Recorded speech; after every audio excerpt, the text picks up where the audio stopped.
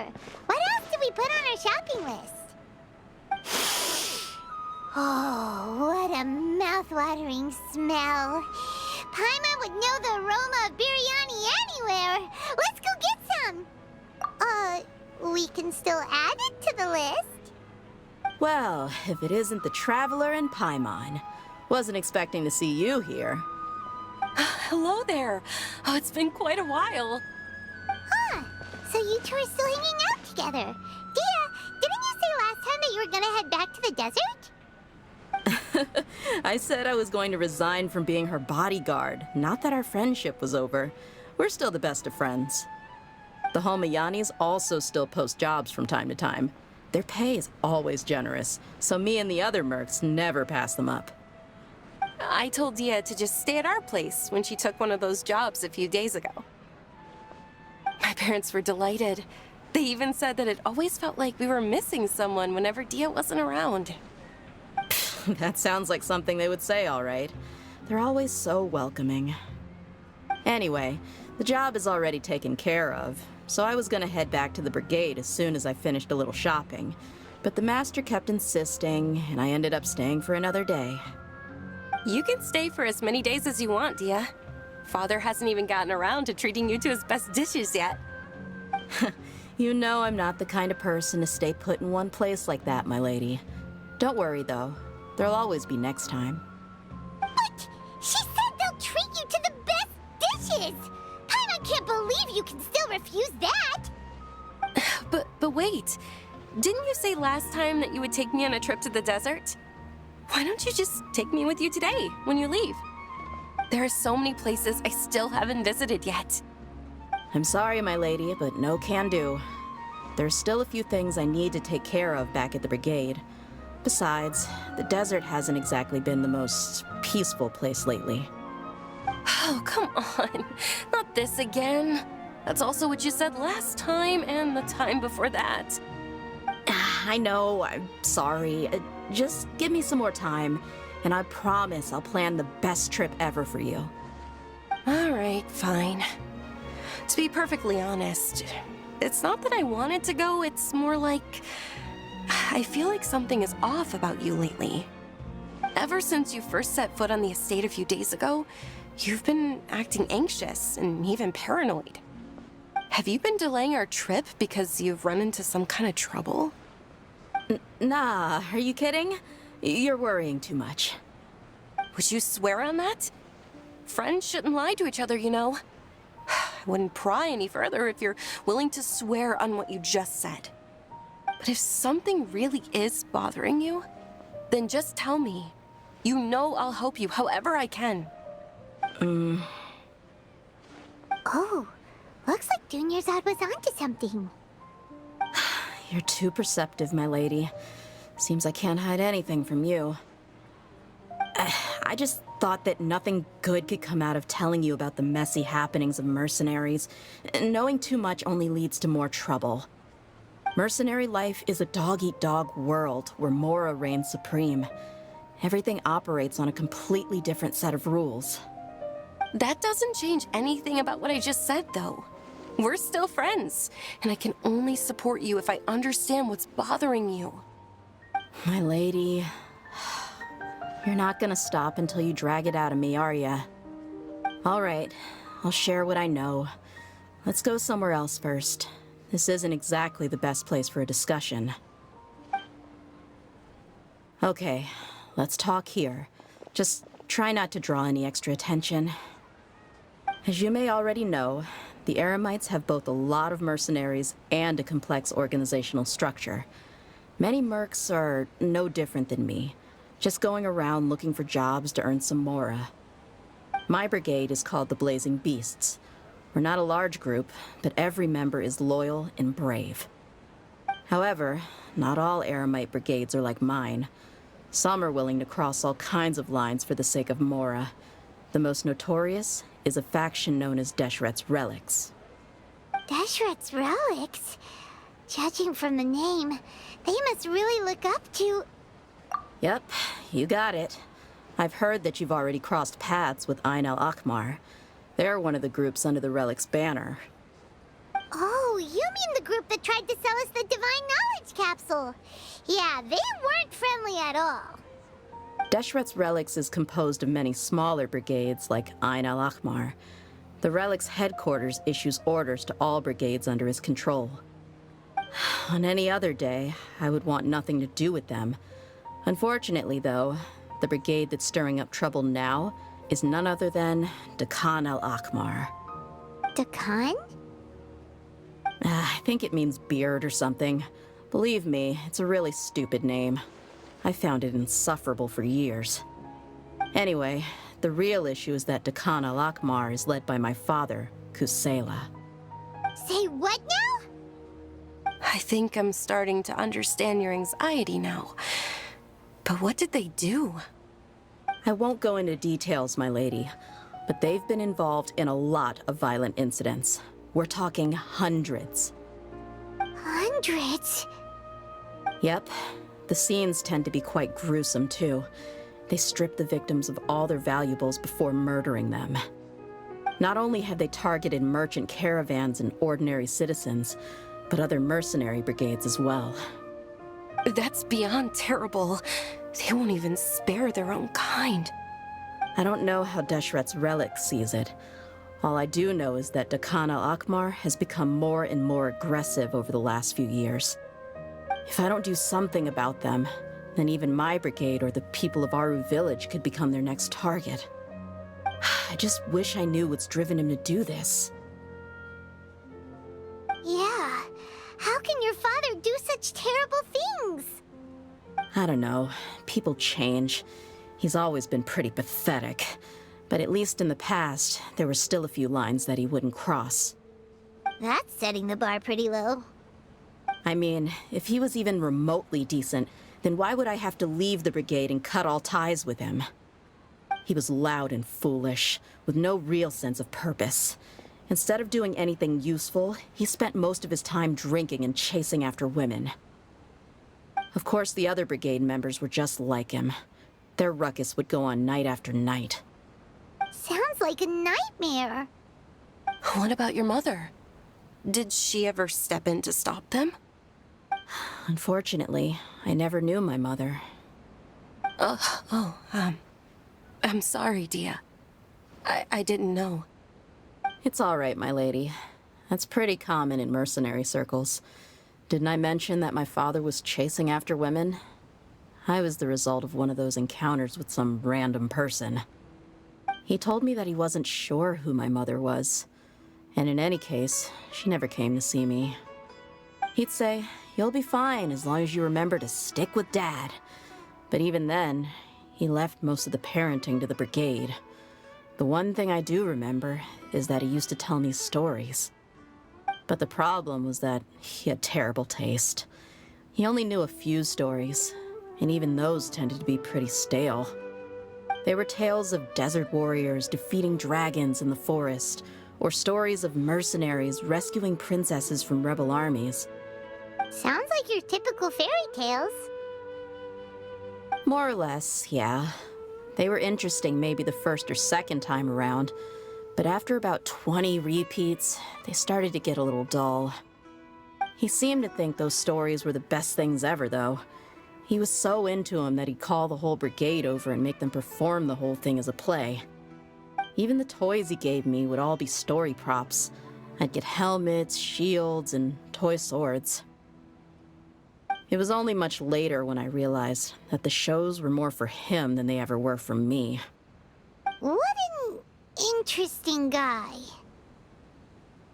Yeah, I've always found him pretty childish, but that was something I could just shrug off. I had no reason to despise him. Until I grew up and learned the true face of Deshret's Relics for myself. Looting, blackmail, violence, and fraud. They not only accepted such heinous acts, they would even openly boast about them. No one in the brigade was any kind of hero. Instead, my father and his cronies were more like the bad guys that needed to be taken down. Did they really think that as long as they didn't do any of that stuff right in front of me, I would never know? I think I can understand your feelings. The difference between perception and reality must have hit hard. Yeah, but don't worry, my lady. It's all water under the bridge to me now. I had a huge argument with my father and left that place behind for good. I'm not investigating them due to any bitter feelings I still have towards my father. I just want to protect those that are close to me. Yeah, I told the boys to gather as much information as they could. Most of the reports concern violent incidents, but there's also some talk of smuggling. I see. But isn't this investigation incredibly dangerous? It is, but every mercenary lives life on the edge. It's a lifestyle that I enjoy. That may be true, but it'll be impossible for those who care about you not to worry. Well, now you get why I didn't want to share any of this with you. What should we do? They both have valid concerns. Huh? But there's no need for you to get caught up in this mess, too. Well, he's super tough, so if he went into the desert with you, then Paimon bets the problem will be solved in no time. I'm inclined to agree. I'd feel a lot more at ease if you took him along to help. I'll wait for news from you in the city until then. Please, stay safe. I'm honored that you care so much for me, my lady. All right, then let's get moving. Our first stop will be Caravan Rebot, where we can catch up a bit with my fellow mercs.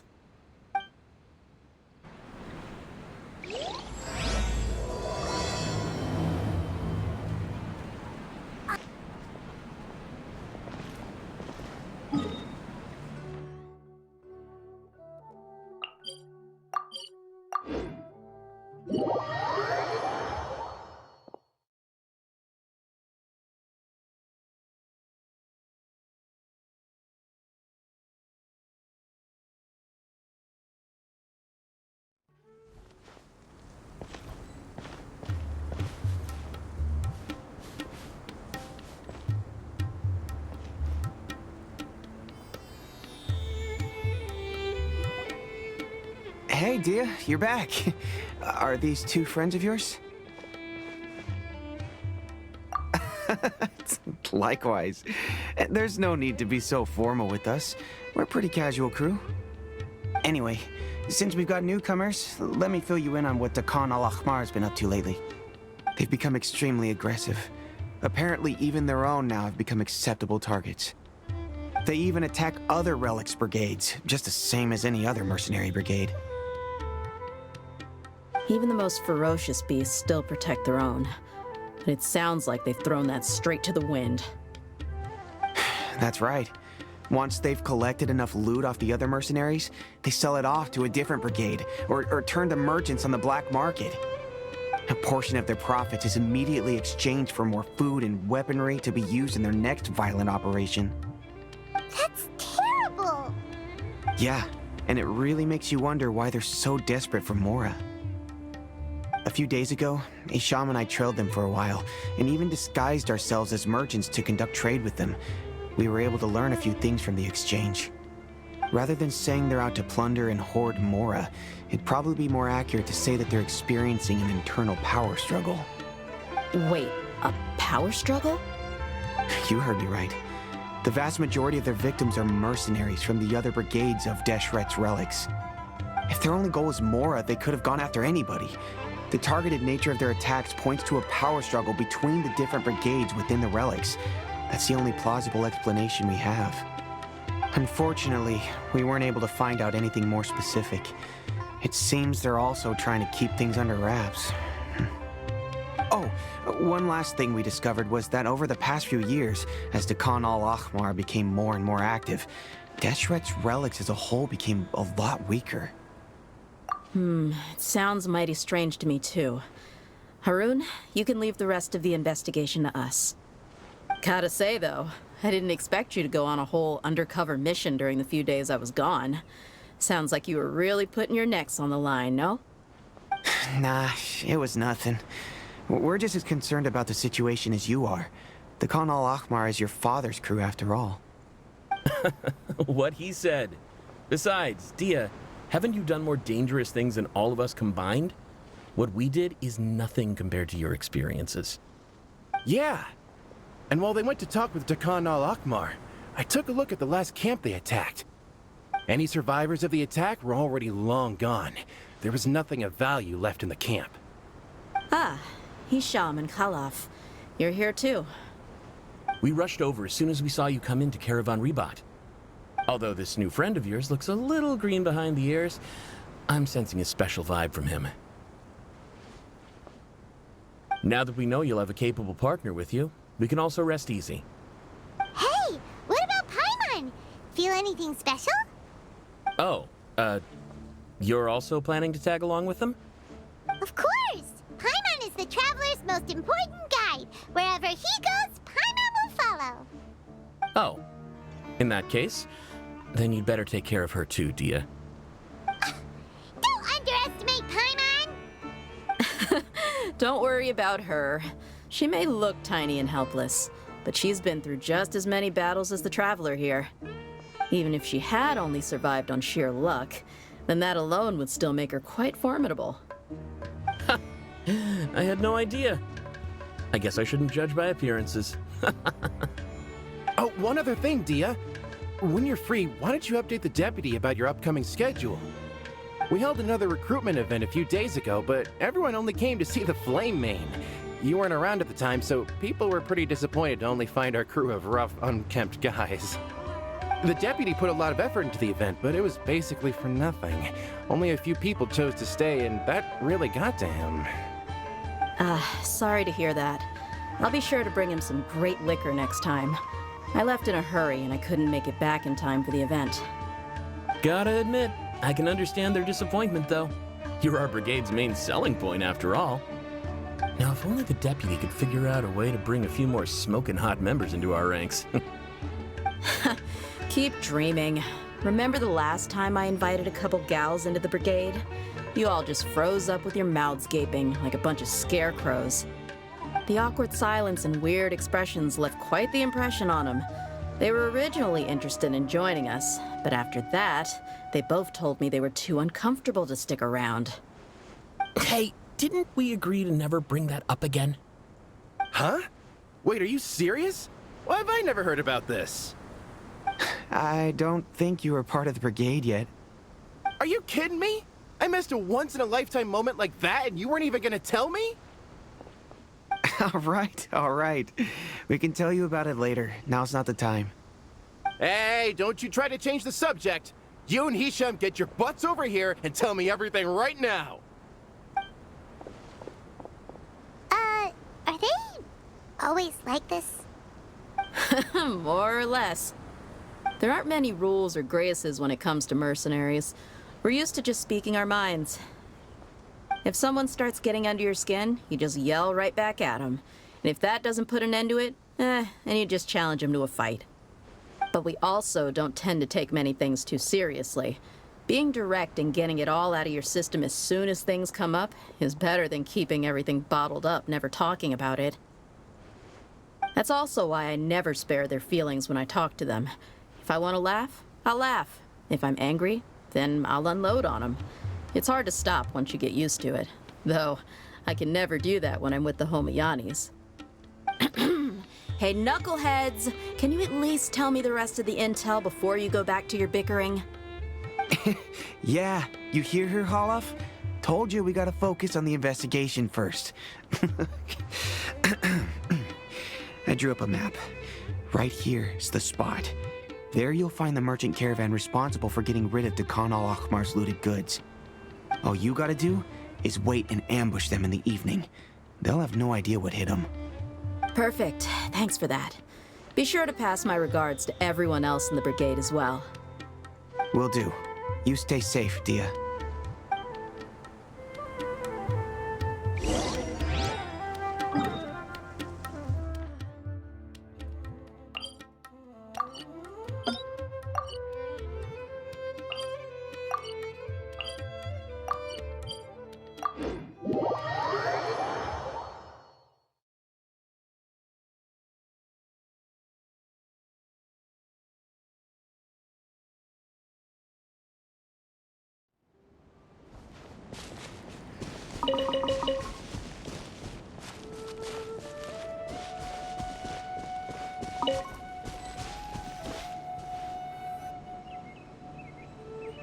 This should be the place. Let's find a spot to hide and bide our time.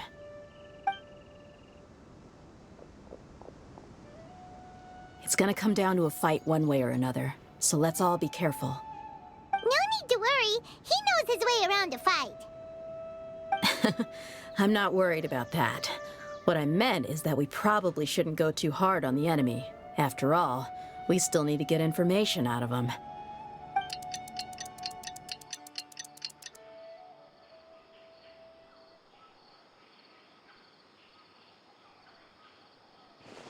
Ah, here they come. You ready?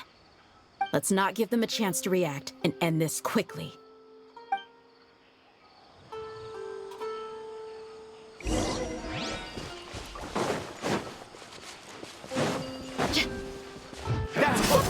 Feeling lucky today?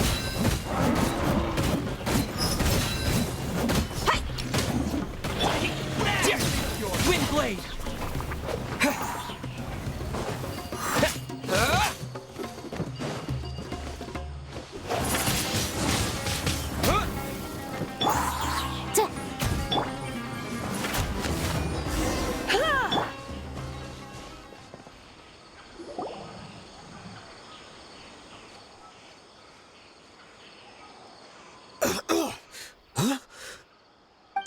You're the Flame Mane. Good. That saves me an introduction. All right, time for a little talk. Are you buddies with Dakana Lakmar now? Tell me, what are they after? You know the code of being a mercenary just like everyone else. The first rule is to never divulge key information about our employer. What makes you think I'd talk? That might have worked on an amateur, but I know you're just looking to protect your reputation. Think about it, though.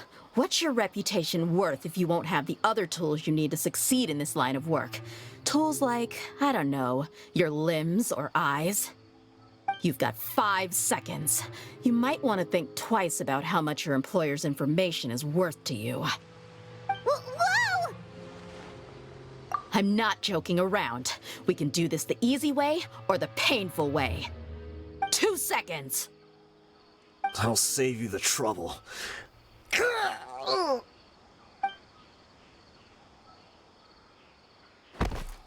Huh? Are you crazy? He tried to bite off his own tongue. Quick, search the area for any first aid supplies.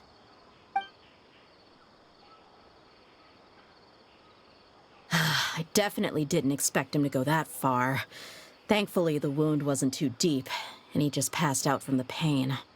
But why would he be so extreme? I just wanted to test his mettle. You can get a lot of mercenaries to talk just by threatening them. I didn't expect him to be willing to go through so much pain just to deny us some intel. Well, he's out cold for now. We could wait for him to wake up, but maybe it's not a good idea to interrogate him any further. What should we do? Yeah, don't worry about it. It'll be a waste of time to interrogate him again after that. He might just hurt himself again if we start asking.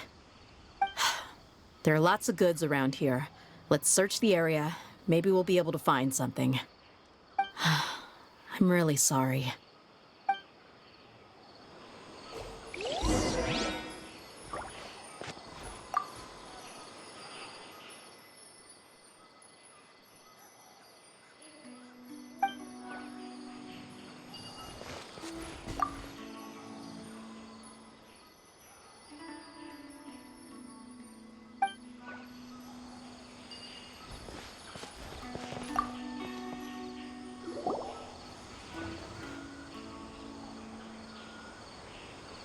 We found a piece of paper with a bunch of names on it. Maybe it's a record of something. Let me take a look. If this really is a merchant caravan, they should have a record of their transactions. Yep. I see an entry for Dakana Lakmar right here. Kusela, Idrisi, Bashar, and Takriti.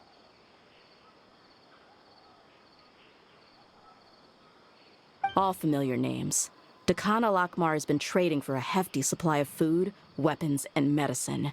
It seems that in the past, they used to receive some canned knowledge as well. This caravan is just one link in their logistics chain. Once in the rainforest, the caravan will exchange the looted goods for Mora, and the funds will then be passed to a specific person. That person will then pack the caravan full of necessary goods, which will then be brought right back to Dakan al-Akmar. Wait, why is there no Mora value recorded for the final transaction? No value? Yeah, every transaction before the last one was marked with an exact amount of Mora, but the final one, where they paid for everything to be brought back to the desert, was simply marked as delivered. Perhaps.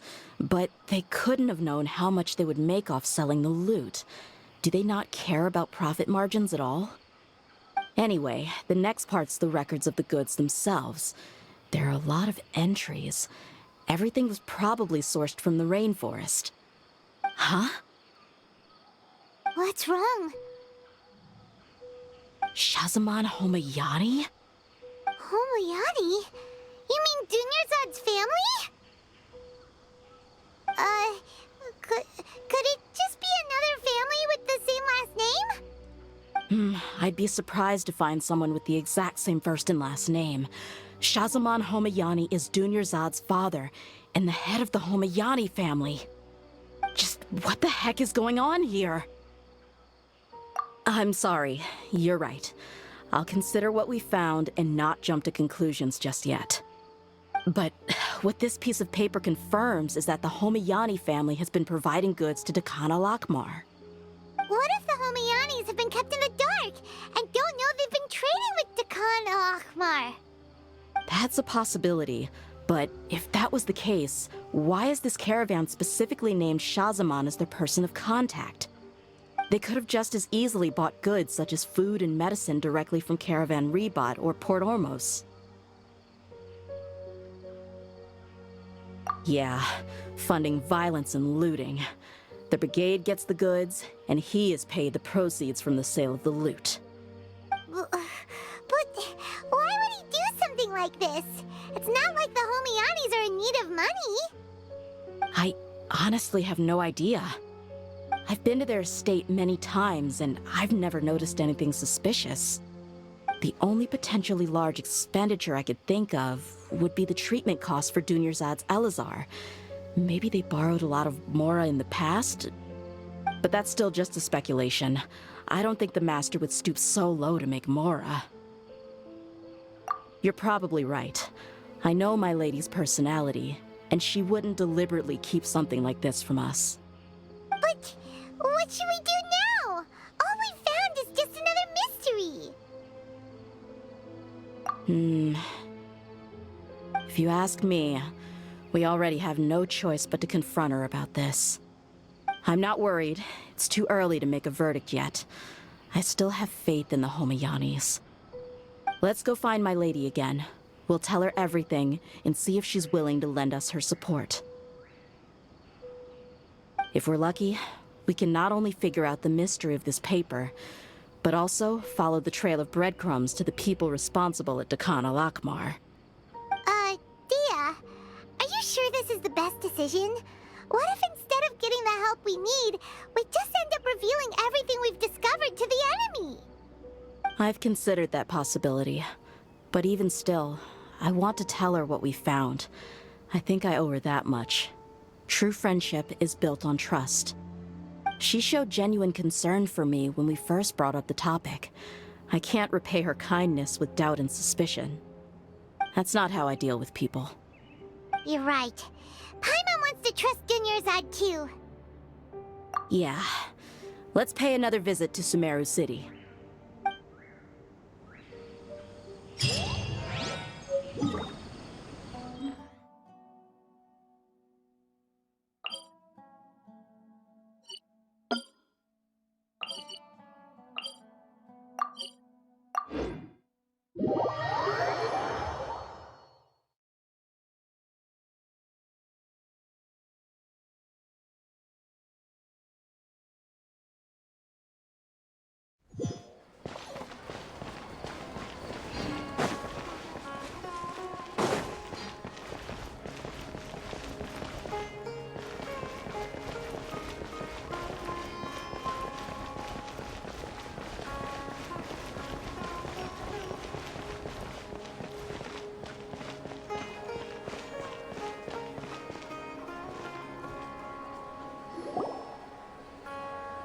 we're back, my lady. Oh, you're back a lot sooner than I expected. You mustn't have run into any trouble then. Well, how did it go? What did you come up with? Actually, we're still investigating. It's just that we've discovered something strange.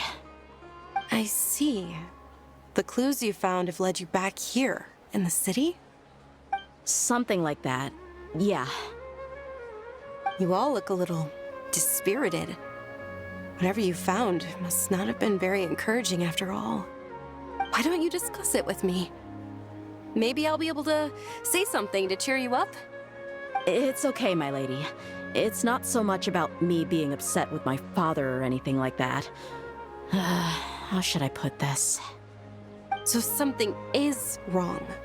Even the Traveler and Paimon have been uncharacteristically quiet. On any other day, Paimon would have already waved to me with a smile and shouted, "Dunyarzad, we're back!" So tell me, what happened? Well?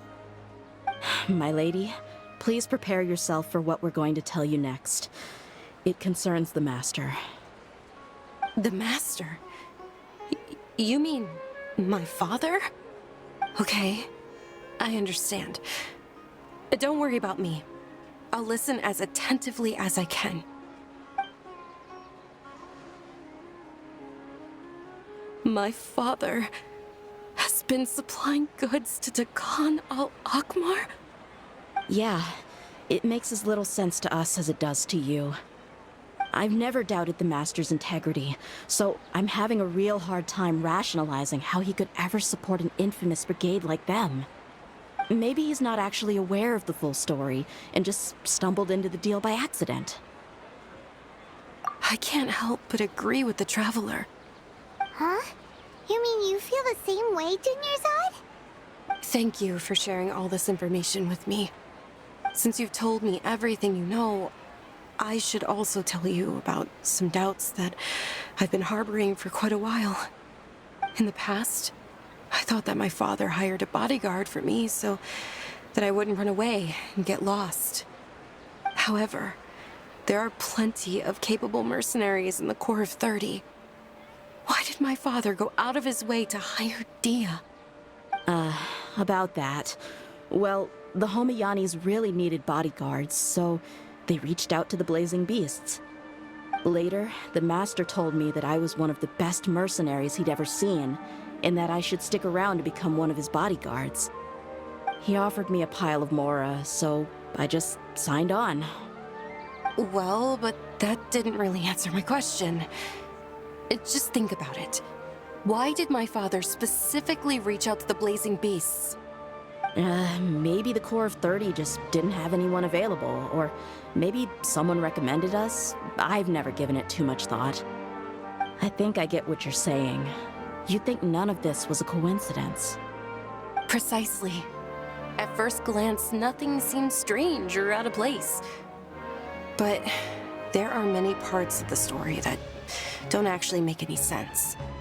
If my father had always been in contact with Dakan al-Akmar, then it would make sense for him to bring Dehya into our house. You mean the goal all along was to get Dehya to be your bodyguard? No, that's too much of a stretch. I cut all ties with my father a long time ago. He has no control over my life anymore. But that still doesn't rule out the possibility that your father has still been trying to influence your life without you knowing. So, the Master was not likely an innocent victim in all of this? Sorry we put all this on you so suddenly, Dunyarzad. It's okay, Paimon. I should actually be thanking you. Regardless of his reasons, if my father has truly been funding a violent group of mercenaries, then it's my duty to bring him back to reason. But is that really the right thing to do? My father has committed many atrocities and deserves all the punishment that he has coming to him. I have zero sympathy for him. You may call me an ungrateful child, but my feelings will remain the same. However, the Homayani family has treated me with nothing but generosity and kindness. If we decide to investigate this further, we could end up implicating the entire Homayani family. I would be biting the hand that's fed me over all these years. Dehya. It's all right, Dehya. If anyone were to ask, you could always just say that I'm the one who instructed you to get to the bottom of this. You don't have to do that, my lady. I'm not conflicted because I'm afraid of taking responsibility. Besides, you're the one we should all be worried about right now. Hey, it's still too early to give up hope.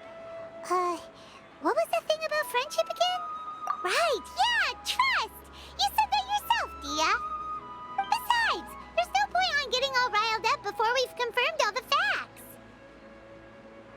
Thank you, everyone. That makes a lot of sense. I guess I should always remember the trust that I've placed in people. In which case, my lady, could you ask the Master to come out and have a chat with us? Sure thing. I also hope he'll be able to give us a logical explanation. Let's meet at the usual place then. Usual place? Ah, right.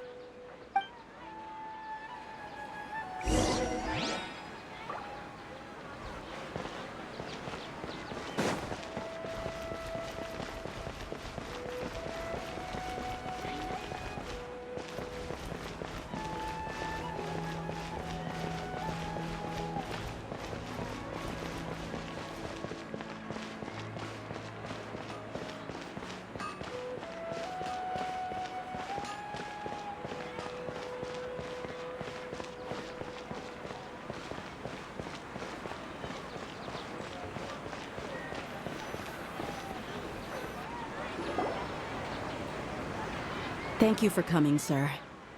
Please allow me to introduce these two. This is the Traveler, and next to him is his travel companion, Paimon.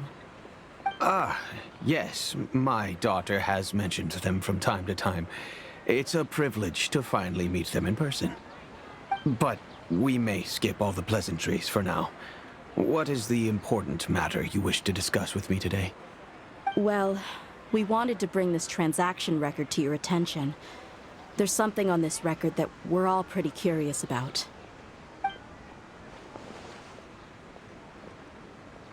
So, that's what you found? Huh. Seems like I can't keep everything from you much longer.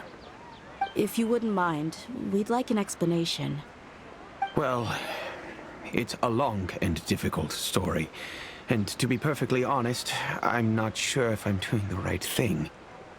What I do know, though, Dehya, is that the truth will bring you no solace.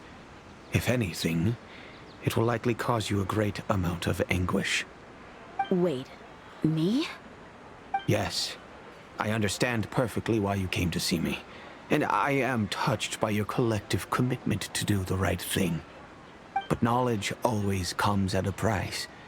And sometimes, as they say, ignorance is bliss. Your father, Kusela, and I both believed that. Of course, you have the right to seek and learn the truth, but I must warn you. The facts of this matter may reduce everything you've built for yourself into sand, blowing in the wind. If you must proceed, then Kusela's heartfelt efforts will also fade into the wind like a fleeting mirage. His heartfelt efforts? I'm sorry, sir, but I'm not sure I follow. I've made it this far in life without a single drop of my father's support. I have my own ideals and ways of looking at the world, as well as people and causes that I've chosen to cherish and fight for. None of these things have anything to do with him. I came here today to support you as the head of the Homayani family. No warning will change my stance on that. I understand. Then let me tell you a little story. Our family once needed to take a trip to the desert when Dunyarzad was just a baby. Along the way, we were attacked by bandits. They had superior numbers and quickly overpowered our bodyguards. When all seemed lost, a group of passerby Eremites lent us their support. Those Eremites were Kusela's brigade, Dekan al-Ahmar. Kusela's men told me that the attackers were Eremite mercenaries, just like themselves. I was shocked. Why would Dakan al-Ahmar go so far to save us and not spare the fellow Eremites? Kusela was grinning and walked over to play with baby Dunyazad. She was startled by his unfamiliar face and nearly started crying. Really? I never knew. He said that he had no particular reason to help us. He just took pity on us because he had a daughter about the same age. We started talking about our children, and I sensed that he was a devoted father. To repay his kindness, I hired his brigade to help out at our estate for a time, and offered everyone generous remuneration. So, that's what happened. It was many years before I saw him again. I almost didn't recognize him the next time he came knocking on my door. The man I knew to be strong and healthy had been reduced to a shell of himself. He couldn't even walk anymore without his cane. So, what happened to him? He was perfectly fine when I left the brigade. I'm not too sure myself. The only thing that didn't change was his cheery disposition. He said there was absolutely nothing to worry about and that he had gotten into a fight. That was all. He then suddenly asked me if Dunyazad, now that she had grown, would need a bodyguard of her own. At the time, Dunyazad was going through a particularly severe bout of her Elazar. There was no need for her to have a bodyguard when she could barely leave the house. But he kept coming back to the topic. Come on, it never hurts to be safe. How do you know a bodyguard won't come in handy one day? I was completely lost at first, until he recommended the Blazing Beasts, and in particular, a mercenary named Dehya. So he was the one who recommended Dehya to you. Indeed. He didn't say it out loud, but it was clear that he saw Deshret's relics as an evil group who would eventually corrupt every member in their ranks. He was already beyond redemption, but he hoped that he would be able to detach his daughter from the vicious world of mercenary life. If Dehya could stay in my house and keep working as a bodyguard, then gradually her affinity for the desert would decrease, and she'd be able to leave her previous life behind. And that's why you offered her such generous compensation? Yes, but not just because of that. From the moment that he asked me for that favor, I also began to see Dehya as my own daughter. And that's also why I tried to persuade you to stay when you asked for permission to leave. I was willing to spend however much it took. Kusela saved my daughter and me all those years ago in the desert. I could never refuse him entrusting his daughter to me. He was always like that, acting like he's oh so smart and self-righteous. Kusela said that he'd reimburse me for a portion of Dehya's fees. I refused to take any more from him, but he'd always send me funds anyway. Eventually, I just accepted them as a token of his gratitude.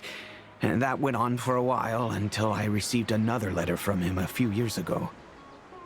The letter contained a request to help him buy food, weapons, medicine, and even explosive materials. Wait! Isn't that around the time that Dakan al-Ahmar started becoming more aggressive?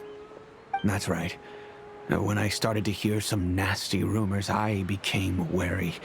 I wanted to meet him face to face to discuss things. But by then, he was no longer receptive to my requests to talk.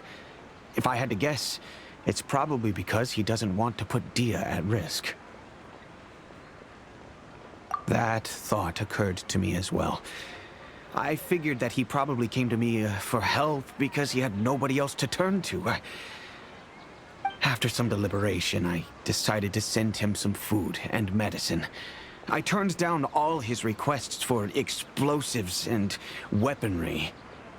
I am aware that even such a reduced gesture of support could lead to others coming to harm, but I could not simply reject his plea for help. In the end, it probably was the wrong decision. I plugged my ears to the rumors and just chose a solution that made me feel least guilty about myself. If you can, please tell me where he is now. None of the things he's doing right now make any sense if he's just trying to keep me from getting tangled up in his world. If all he wants to do is steer clear of me, then maybe he shouldn't have brought me into this world in the first place. Oh no. Dehya, please don't feel that way. I'm just angry because I can't wrap my head around any of his actions. Another way?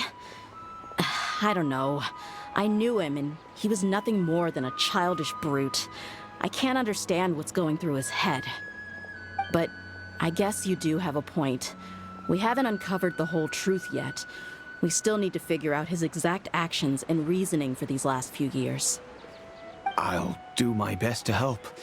Of course, anything between the two of you would need to be resolved between you and him alone. I don't know Kusela's exact whereabouts. Outside of supplying his brigade with some goods, I tried my best to avoid getting involved any further with him. However, there's a man on the list named Jawed. He used to be a mercenary in the desert and is now a member of the Corps of 30. He's responsible for supplying weapons and liaising with the Dekhan al-Akhmar's merchant caravan. I think he should know Kusela's whereabouts. I've heard that he likes to have a few drinks alone and enjoy the cool wind at night outside the tavern. Maybe you'll be able to find him there. Understood. Thank you, sir. Then I guess this is bye for now, unless... I'll stay and be with my father here. To be honest, I'm still a little dazed and haven't finished processing everything quite yet. My father has indeed done something wrong, but if I think about it, I'm also not sure if there was a right way to handle this problem. I feel like our only course of action is to turn everything we know over to the Corps of 30 and let them render judgment. Yes. I am prepared to accept whatever verdict they choose. It's time to face my mistakes.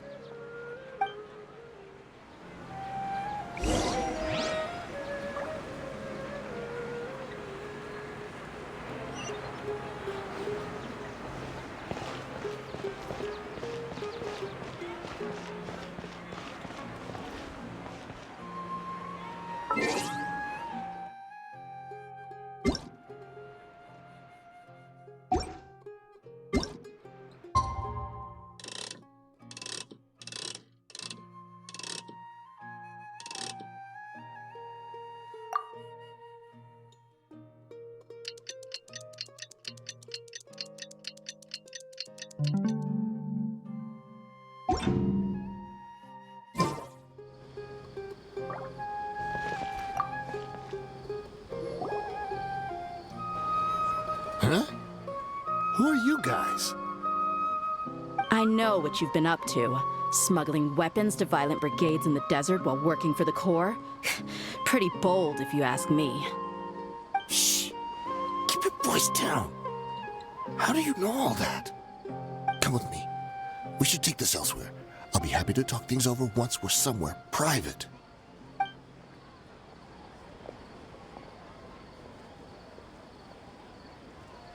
This place should do. All right. Back to my question. How did you all know about me? Don't worry about that for now. You know what kind of punishment you'll face once we report you to the Corps, I assume. Wait. There's no need to jump the gun. Let's talk this out. What are your terms?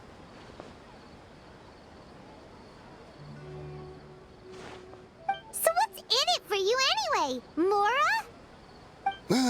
Well, I was a little tight on money at the time, and Kusela took good care of me in the past. I weighed it in my mind, and I couldn't find a reason to turn the opportunity down. I wouldn't only be helping my benefactor, but I could also make some quick Mora. Let me tell you how it is. We're investigating Dekhan al-Akhmar, and we're gonna put an end to their operations. If you provide some help for us, then we might just put in a good word later to reduce the terms of your punishment. Hey, why don't we discuss this a little first? Listen, I made quite a bit of Mora from my last run. You just give me a number, and I'm sure we can... Shut it. My patience is running out. You should know when a mercenary is after something other than money. All right, sheesh. But you gotta promise you'll put in some nice words for me later. They're always on the move.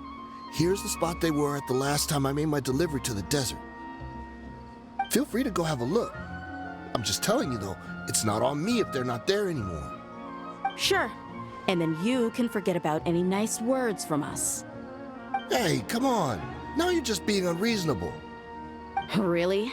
And how do I know you're not leading us straight into a trap? Don't forget, you're the one with no bargaining chips. All right, I get it.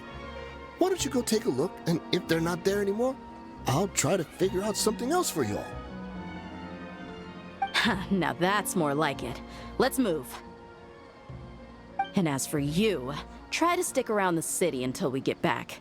You don't want us to call the folks from the Corps and have them drag you back to the city.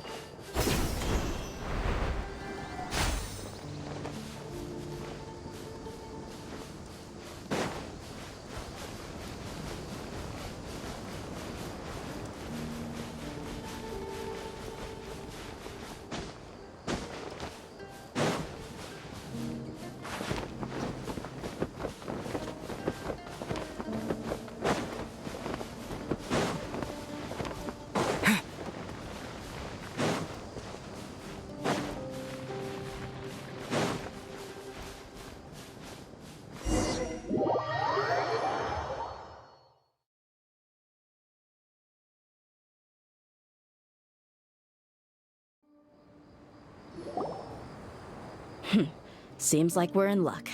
That should be their camp right up ahead. Let's go. We'll finally get to the bottom of this ourselves.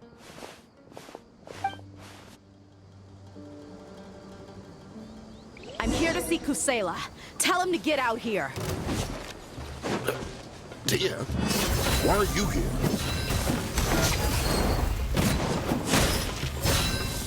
Ha!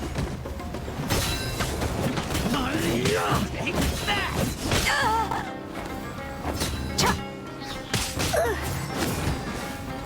You're in for a little shock. Come a little closer. You're in for a little shock.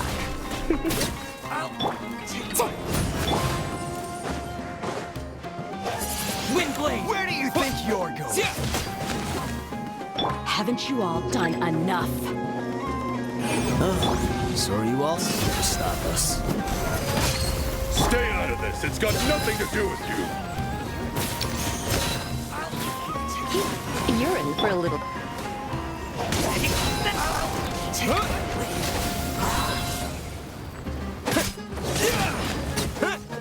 Yeah.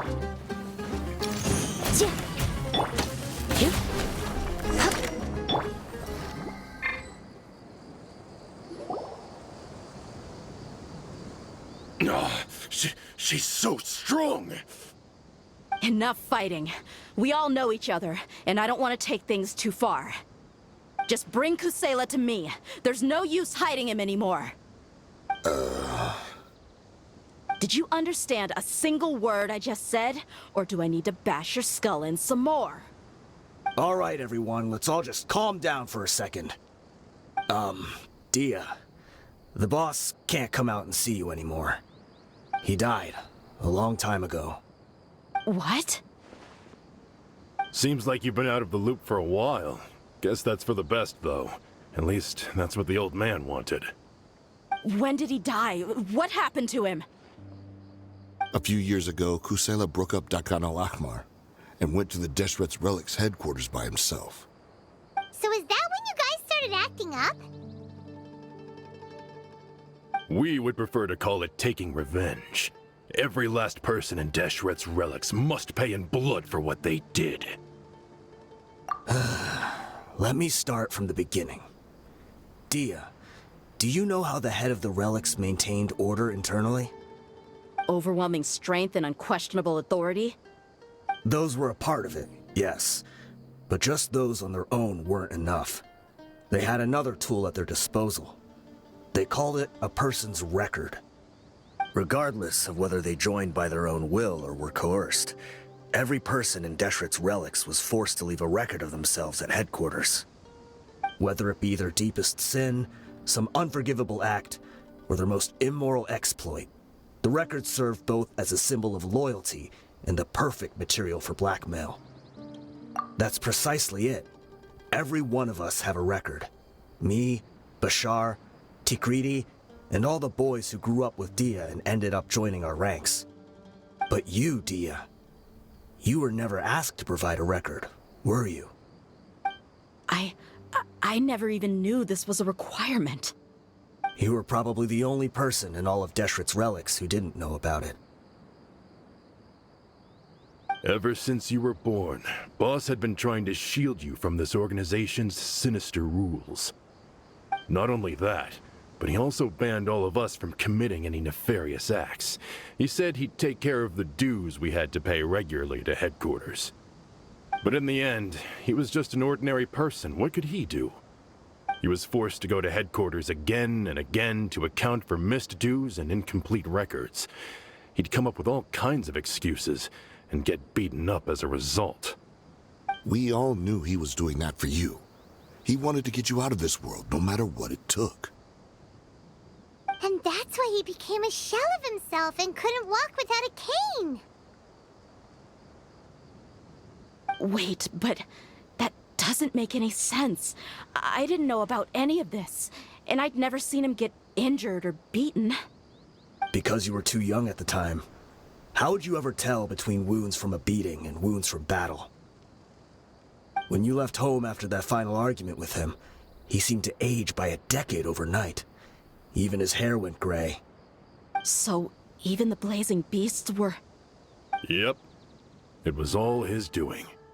Had he not arranged them to come to you, you probably would have been reduced to a pulp before you ever left the desert.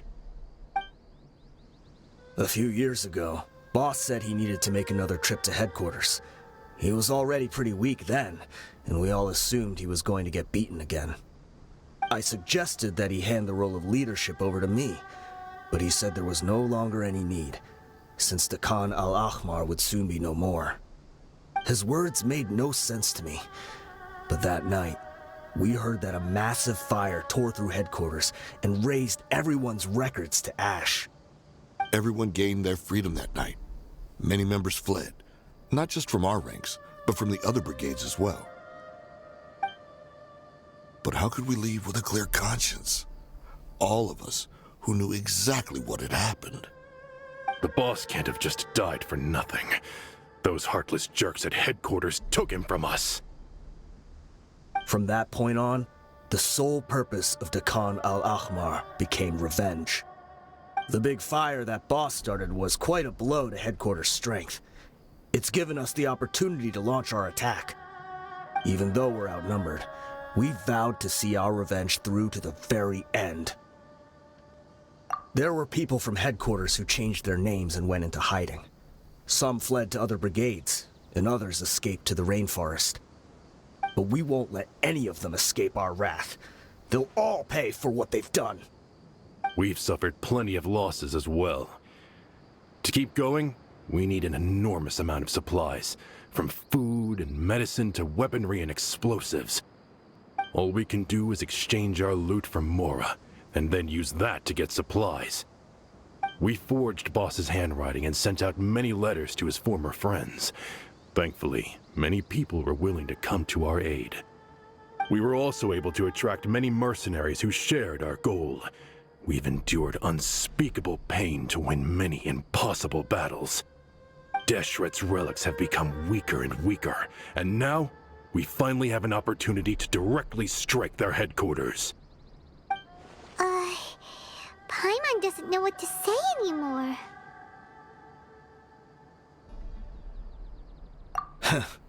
We do know right from wrong, but we were sinners from the very beginning.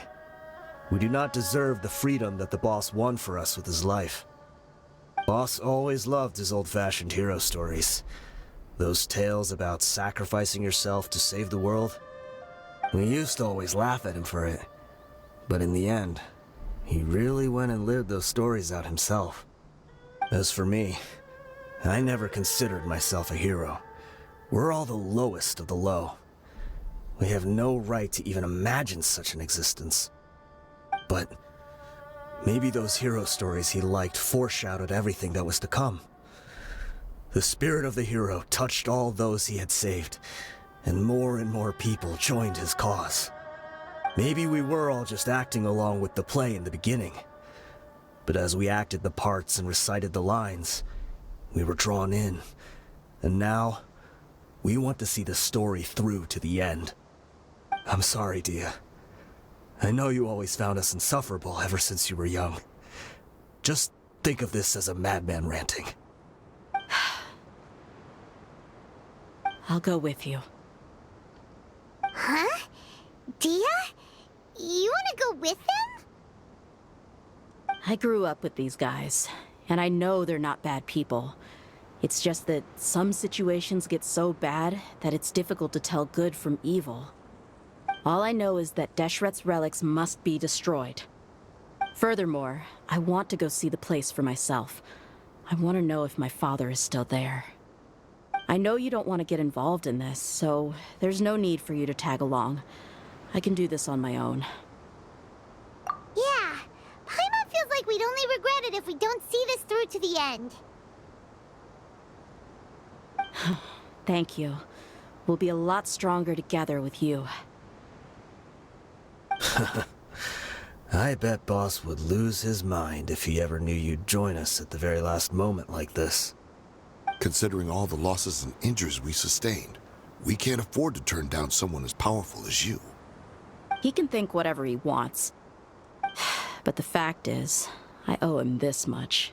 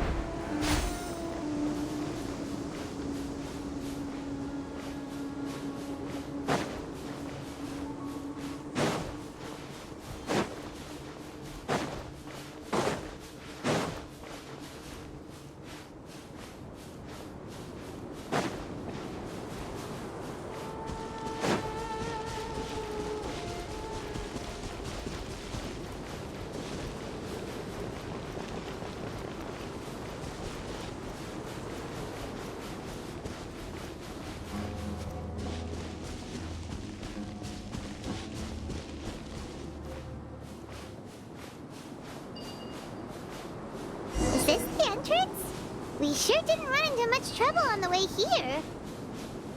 Should be. I don't think they have enough manpower left to post guards and defend their perimeters.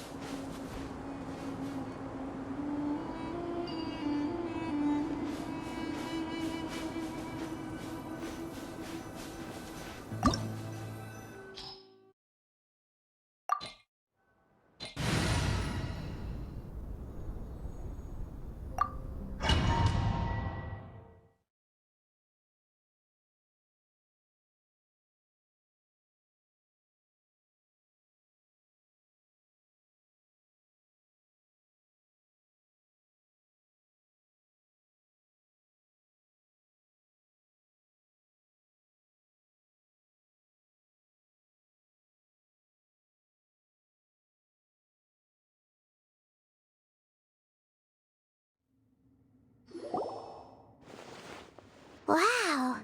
Paimon didn't expect it to look like this on the inside. They should all be holed up in here. Don't know how many people they've got left, though. Who cares? We'll round up all of them. Still, we should be careful. Even if they've only got one shot left, it could still take us out. Yeah, we'll know what they're really capable of once we've landed some hits on them. Deshret's relics may have been a force to be reckoned with before, but their name means nothing now. Yeah, they don't stand a chance with you here.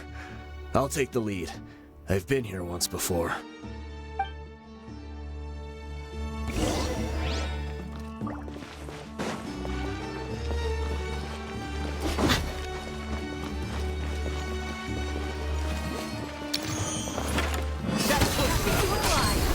You are not welcome here. Come a little closer.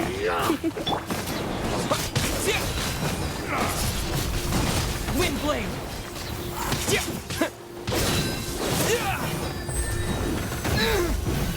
Disappear!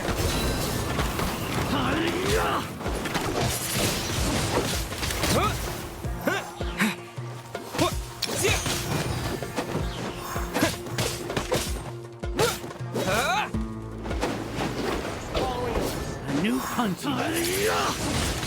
Windblade!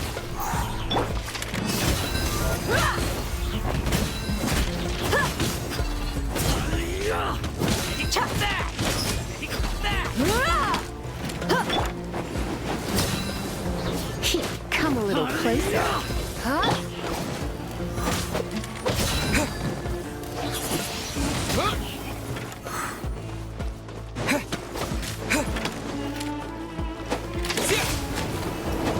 That's close enough. Windblade! You asked for it.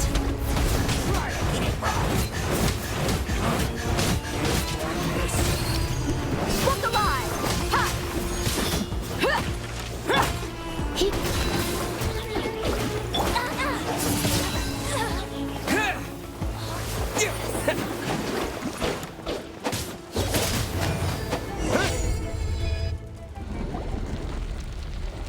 This way, follow me.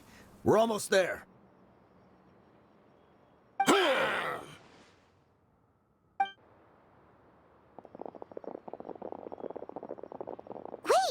They went charging ahead without checking for any traps! Hey, you guys okay? It seems like we just got trapped in here. Don't think we triggered anything else. Watch out, the enemy's coming from ahead. Well, now that things have come to this, seems we'll have to fight our way through. Don't worry about us. We knew something like this could happen. Go and take a look around. There could still be another way through. Let's go! We can't let the boss down! Let's check if there's another way! The sooner we can make it through to help them, the better. Let's see. I think I see a way through over there, but it's being blocked by something. Let's try our luck with that mechanism. Okay, let's go!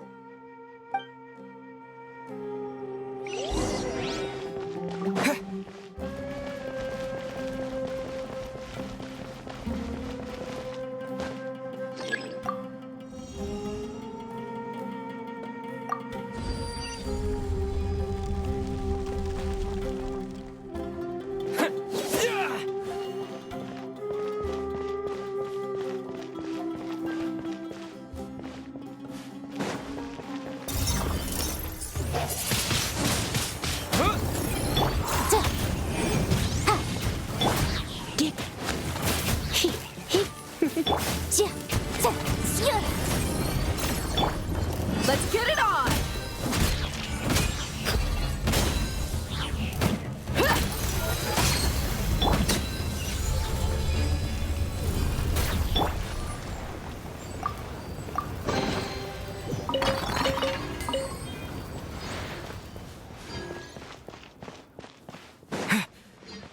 Another mechanism like the one before, but this one's being blocked off in the middle. We just need to adjust it a little.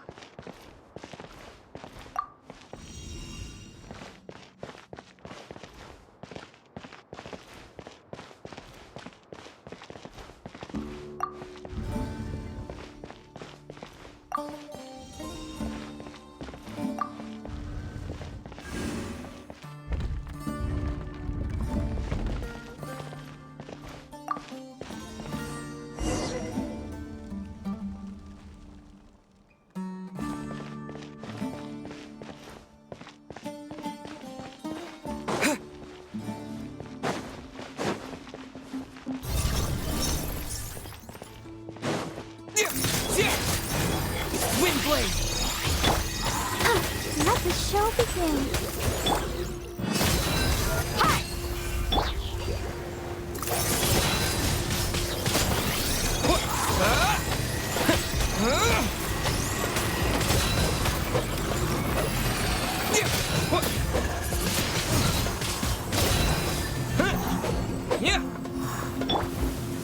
Come a little closer.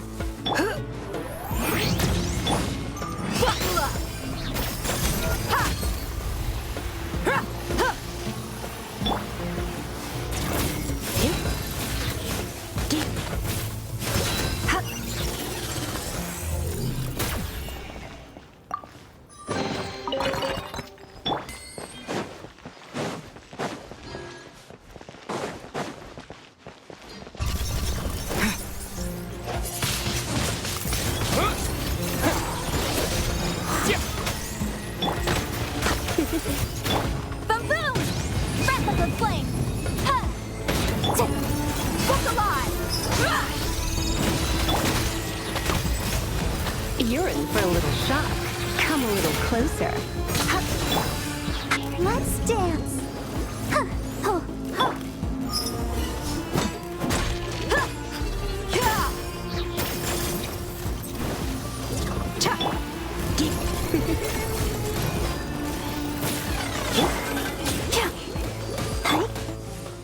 You're in for...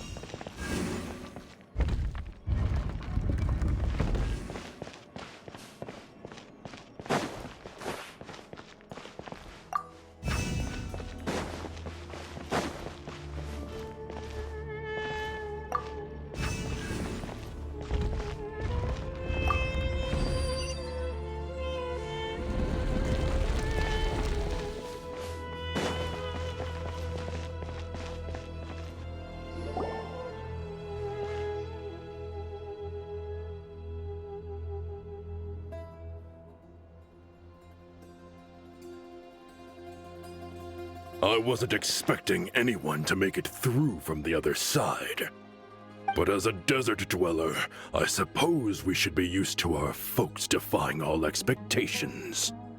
Don't waste your breath. You have nowhere to run. Run? Had I wanted to run, I would have fled 1,000 times already.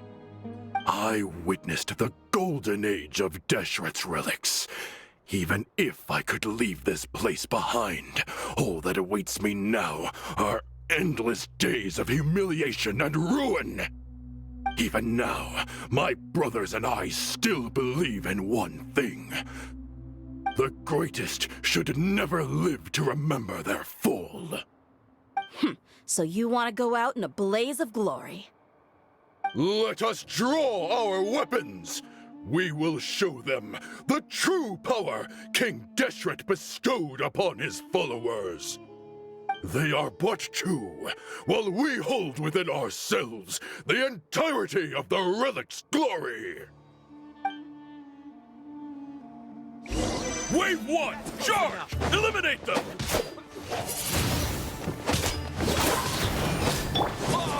Incinerate!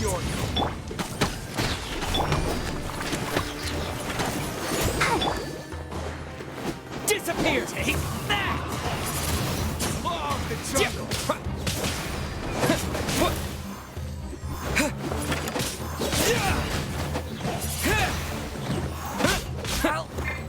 Don't think that you've won.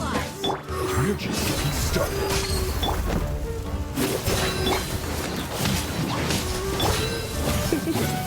Surrendering will be gentle. Now you're testing my patience.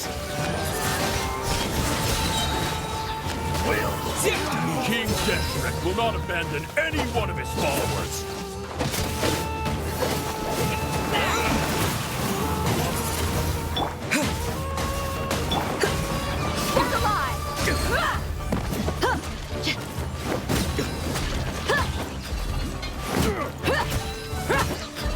I'm getting sick of it.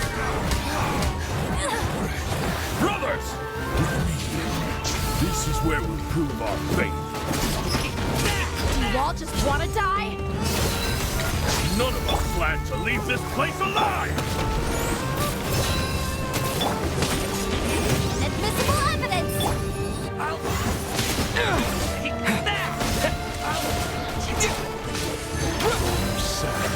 Your sacrifice is ready. Windblade! Let's get it on! Spread your wings and raise a storm! Disappear!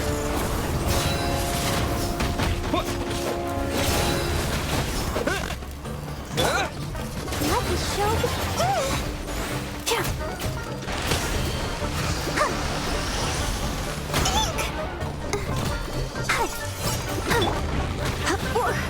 You're in for a little shock. Don't be such a... You're in for... Come a little closer. motion to compel!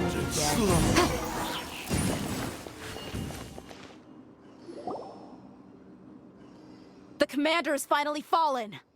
But they're still coming at us!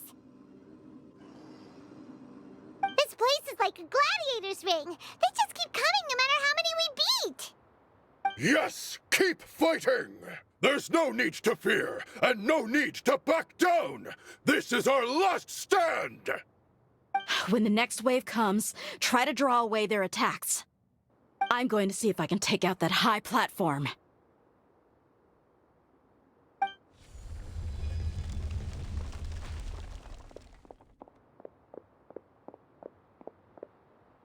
Get out of my way! Come and face me, Mishal! Ugh, so they've broken through the front as well. Apologies, Lord Michal. They fight like absolute madmen. No matter how much we throw at them, they just keep coming for more.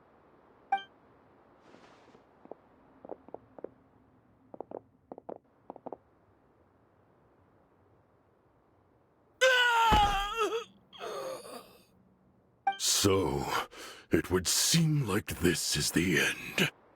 Time to pay for everything you've done, Mishal. You think I would give you that opportunity?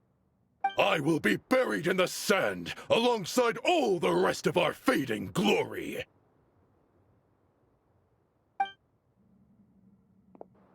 Hey, wait!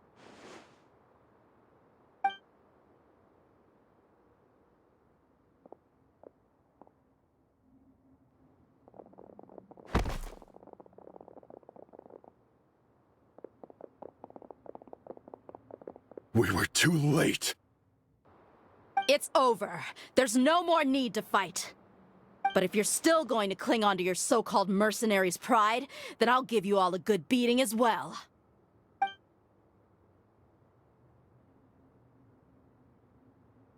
Hey, Dehya! I found the mechanism. I'll get you all back up here right away.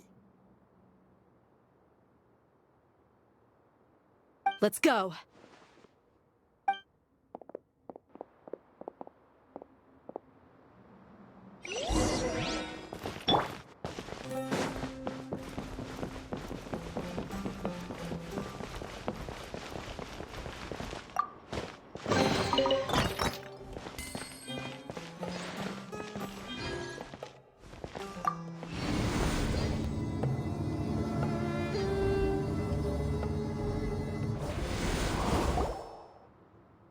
Who are you filthy rats? And why are you always pestering us? You call yourself a member of the infamous Deshret's relics, and you still can't even tell who's made it all the way to your headquarters? Who knows what intent a bunch of rats may have? We try to catch a couple, and you all just show up on the other side instead. How are we supposed to figure out what you're after? Hey, have you ever heard of a man by the name of Kusela? Why would I know? It's not like I'm in charge or anything. This is your last chance to talk. Hey, I said I don't know anything. I'm just an average member here. I'm telling the truth. If you're here to find someone, why don't you look through the records yourselves? Who can remember every name and face with so many people coming in and out every day? The irony. His life became a light for so many, yet to others, it wasn't even worth remembering. Where's the records room? Answer me! It's right over there. All the files are in there. You can go through them as much as you want. It's not like any of them still matter anyway. I mean the old records room. The old records room? You mean the one that got burned down? Kusela. Ah, yeah, I remember him now. The guy who could hardly walk. Watch your mouth. That's our boss you're talking about. He was definitely faking it. We all let our guard down as soon as we saw him come hobbling in. But in the short time it supposedly took him to take a dump, he'd already gotten away and started a fire in the records room. He couldn't have possibly outrun us if he wasn't a fraud. And after that, Deshret's relics fell into complete disarray. Stop wasting our time. Every one of us here is perfectly aware of what he had done. Tell me, where is the old records room? It's just over there. Go see it for yourself if it means that much to you. There's nothing left in there but ashes. No human could ever survive that kind of inferno. Bashar, Tikriti, let's go. We'll leave the others here to guard these guys. Spare them no mercy if they try anything.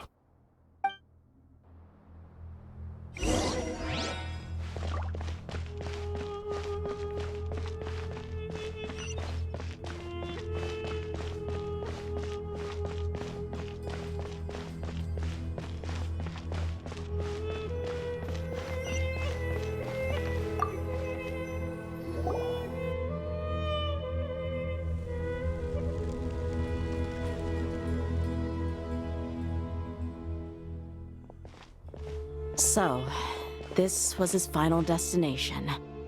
How did he do it? Getting past all the guards with a limp and sneaking in here to start a fire?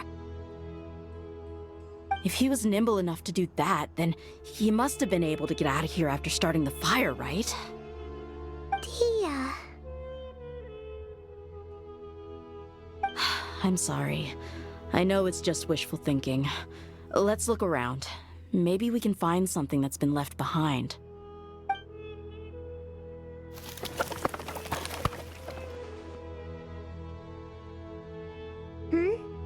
Is this a cane?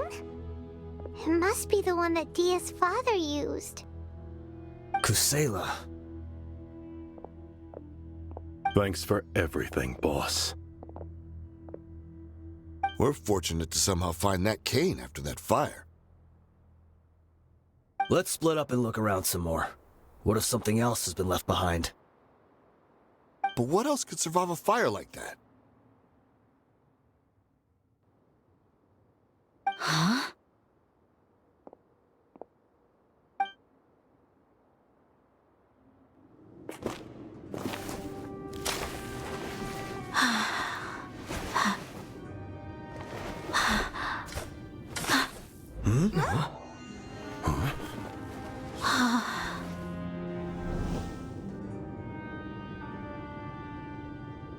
Thought so. Wait! Isn't that the toy sword you played with as a child?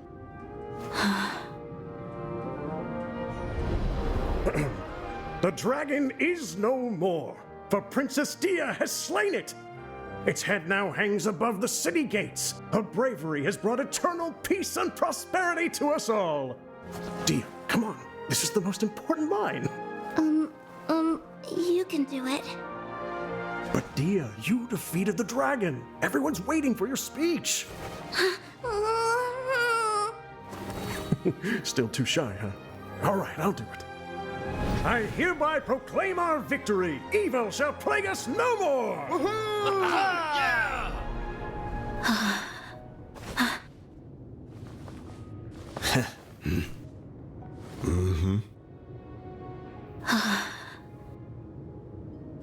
I hereby proclaim our victory. Evil shall plague us no more, Dad.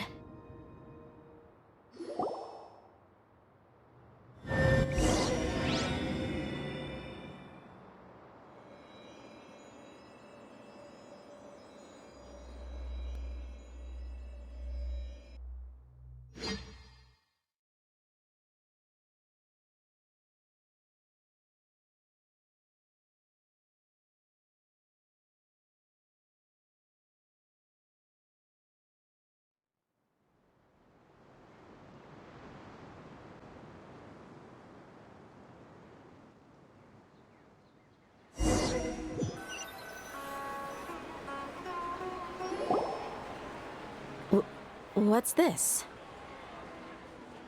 Don't you remember?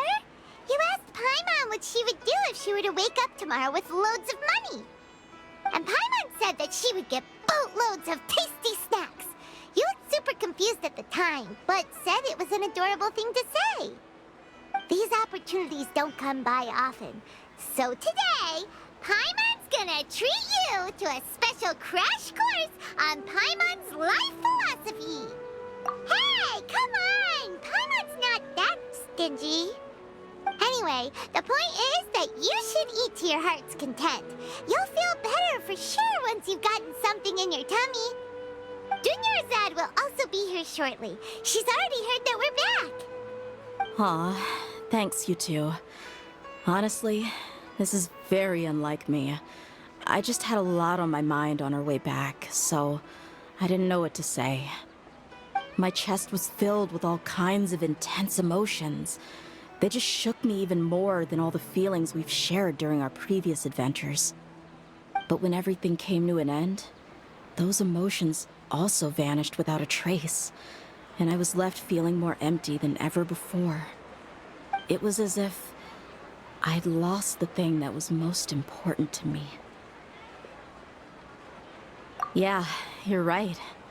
To many mercenaries, Mora is the most important thing in the world. But perhaps to us, it's the most worthless thing of all. Idrisi and the others all used to say that they would quit if there was no Mora to be had. But when it came to avenging my father, there was no Mora to be made anywhere. My reality shattered when I found out that the father who always told me hero stories was in fact a bad guy. But look at me now. Am I any different? Despite all my promises about never forgiving him and never trying to understand him, I still went to such lengths to find out the truth, and nearly even shed tears for his sake. We're hypocrites, all of us. Yeah, you're right. It's just a pity that we often only recognize our true feelings after it's already too late. You're back! Are all of you all right? Ah, there she is. Yeah. Many people from the Corps of 30 came over, and I just wrapped up everything with my dad. All I can do now is wait for their verdict. Huh? Dehya, you're looking quite down again. Paimon will explain. A lot happened while we were gone.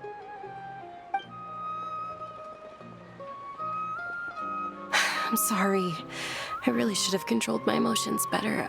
I just... It's all right, my lady. You were hurt by all of this as well. Truth be told, I'm starting to feel a little guilty watching you cry like this. But Dehya, your pain must be even worse. You shouldn't need to comfort me. Hey, don't worry about me. If anything, this whole thing has finally shown me the difference between illusion and reality. My father probably thought that people could settle into new lives as long as they moved to a new environment. That thought has even crossed my mind a few times. It's like saying, what's wrong with adapting to a new life? However, there was always something deep within my mind that refused to accept it. This impulse brought me great turmoil, and even made me feel ashamed for turning my back on your father's kindness. But now that I consider it again, it all makes sense. The desert sands are a part of who I am, and I will never be able to lead a peaceful existence. I understand how you feel. That doesn't mean I won't be making any changes to my life, though. As an example, I'm now thinking about taking on some small odd jobs. It's just like Idrisi said. I also want to catch up to my father and become a character in his play. Even if the ending of the story may be childish and ridiculous, it won't really matter. Isn't that neat, though? Oh, you'll be a whole new kind of mercenary, one that's not out for Mora. Why don't we go for a change of scenery once we finish eating? What about stopping by the Grand Bazaar again? Right. You said you wanted to get a rug for your family. We'll come along too. I can't thank you enough for taking care of me this entire time.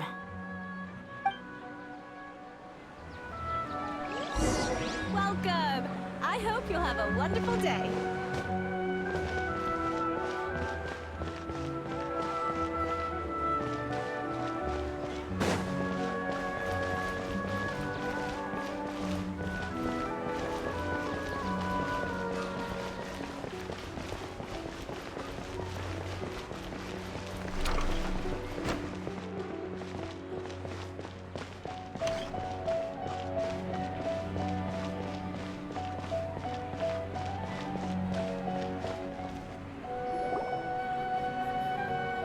Oh, this rug here is quite something. The craftsmanship is exquisite, and the fabric is also of high quality. Ah, here you are. Finally, I found you. Hey! Aren't you that mercenary who bit his tongue? You can still talk? Wait, are you here to take revenge on us? What are you talking about? Do I look like I could take you all in a fight? I just came here to give you something. I'll be on my way to give myself up to the Corps after this. Once I woke up, I hurried to the Khan al-Ahmar's camp, hoping to alert them to your presence. But when I got there, I found no one except the members who were still too injured to move. Ah, so you probably got there after us. Yeah, they told me that they had exacted their revenge, and everyone had turned themselves in to the authorities. Even that last camp was not going to last for much longer. I had joined the cause to repay an old favor from Kusela. Now that everyone's already turned themselves in, I might as well do the same. One of the injured members gave this box to me, and told me that it contained some of the old man's last possessions. Everything left in the camp will get confiscated, so I figured I should get this to you before the Corps could get their hands on it. Thank you. No worries. We are all just living our own truths. There's no need to comment or judge anyone for it. So this box contains everything that Dehya's father left behind. Huh. It feels lighter than expected. Well, back in the day, the first thing he did with any Mora was spend it on things like drinks and meat. But let's see what's inside. What's this? It's just a bunch of junk. It kinda stinks. Perhaps it's just been left unopened for too long. A handwritten copy of a storybook. The paper's already yellowed, and it looks like it's about to fall apart. It was against the Academia's rules to possess books for personal use. If he was going to break that rule, he could have at least copied something useful. That probably means this was really important to him. Ah, and here are a few bags of children's snacks. The packaging's completely deteriorated. Maybe that's where the smell was coming from. Did he get those for you? Yeah, but here's the thing, though. Even when I was a child, I was never a fan of these kinds of snacks. He'd always say that he got them for me, but in the end, he always ate more than I ever did. Who even leaves snacks in a box like this anyway? Isn't that just common sense? Forget it. Let me see what else is in here.